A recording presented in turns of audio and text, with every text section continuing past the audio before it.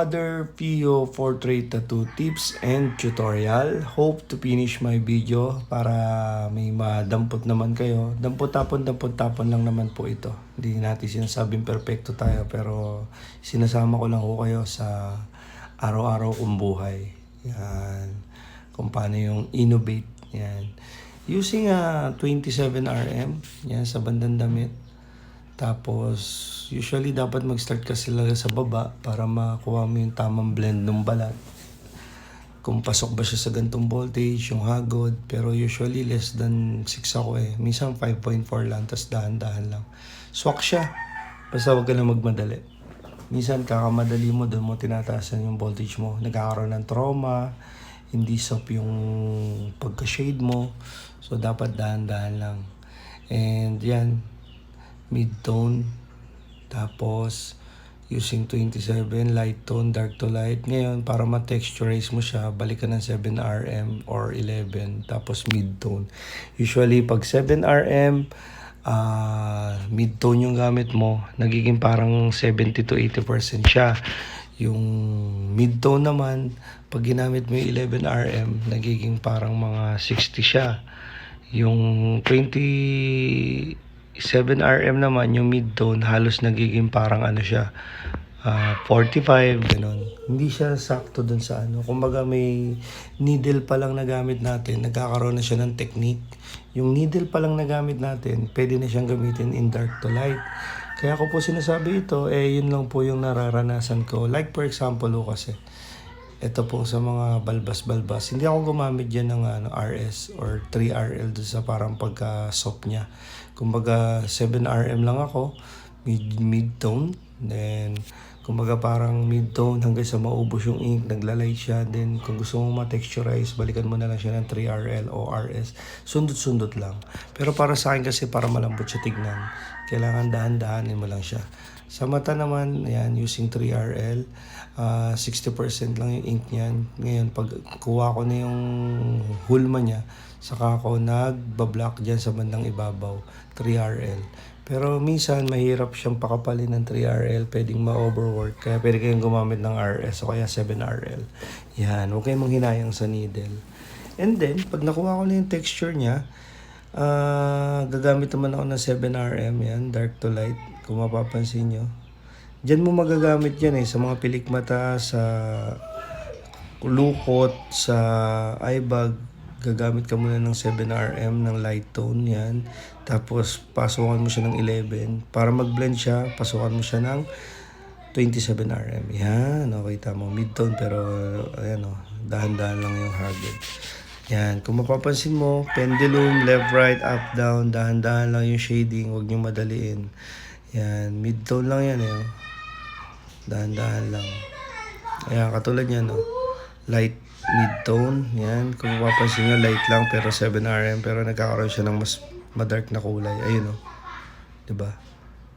Ganun lang kumuha ng dark to light. Diyan mo mapapakinabangan yung 7RM.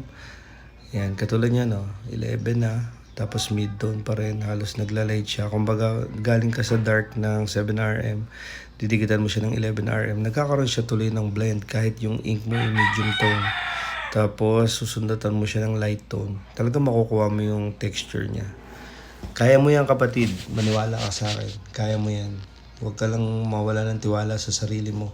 Always do it now, sometimes later become never. Huwag ka matakot. Always take the risk. Kung pangarap mo yan, sipagan mo, pursigihin mo. Then, kung maraming negative na komento sa'yo, always remember that people hate you more, help you most. May mga tao talagang mangingialam sa buhay mo. Pero hindi ka nila papakialaman kung wala kang mararating sa buhay at wala ka.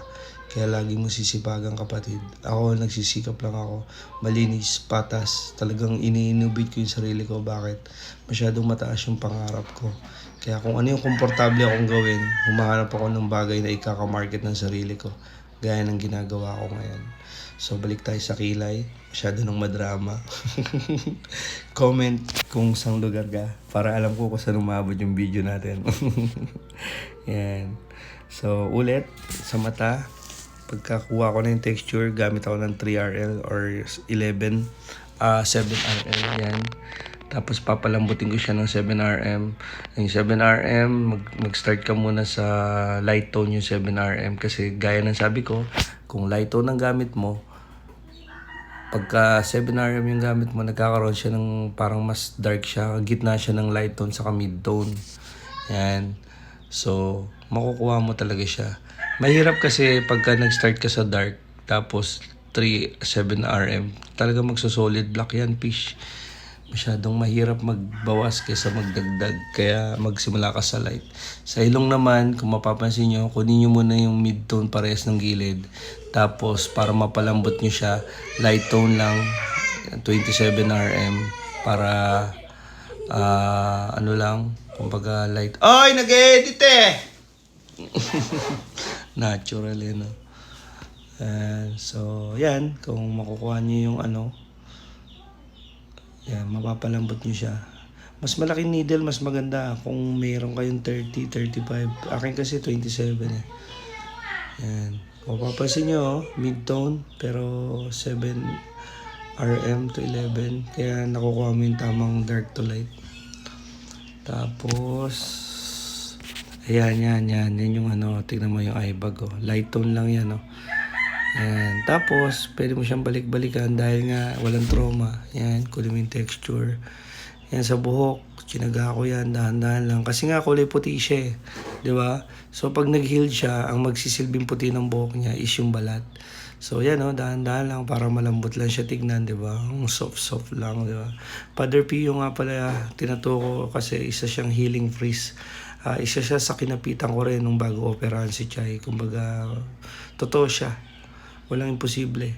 Lagi may miracle way. Matuto ka lang magtiwala. Matuto magdasal, manampalataya. Pero sipagan mo, kapatid. Kasi hindi nila kayang lagyan ng pagkain o nilalaman yung bulsa mo ng dasal lang. Sisipagan mo pa rin talaga, kapatid. Alright? So, yan. And be consistent, highlights, kung ano lang yung nakikita mo. 7RL nga pala yung gamit ko dyan. Yung voltage ko, 5.4 lang din. Tapos, yan, tuldok-tuldok lang. Yan, sa balbas, tuldok-tuldok lang din ako. Yan, kung mapapansin nyo. Sheesh! Alright. So, be consistent. Hindi ko alam kung magpo-portrait ako ngayon eh. Kasi tomorrow morning may ano ko. May schedule ako. Eh, ang daming edit ngayon, may mga nag-down. Salamat po pala sa mga nag-down po sa akin na maraming salamat po. Sana madagdagan pa po kayo at lalo tayo nagsisikap sa buhay. Thank you Lord and be my next client. Kuya! Boy! Yan boy! Ang pangalan mo? Si Shane. Si Shane, tinatawa natin ng Father Pio. Nakalive tayo sa Mewa TV FB page. Grabe, matagal natin ginawa kasi nga nangyayari ngayon. Parang pinupulido natin ang pulido kasi nga innovate, practice ng practice, sipag ng sipag kasi more on cover up tayo. Ngayon, more on portrait. 50% off pa. Kumbaga sa lahat ng colored, black and gray, sa lahat ng gustong pata 2 PM lang ko kayo. Kung wala pa kayong time, down lang kayo to secured.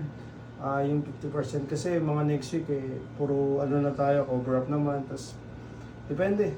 Kamusta yung tattoo mo? Okay naman.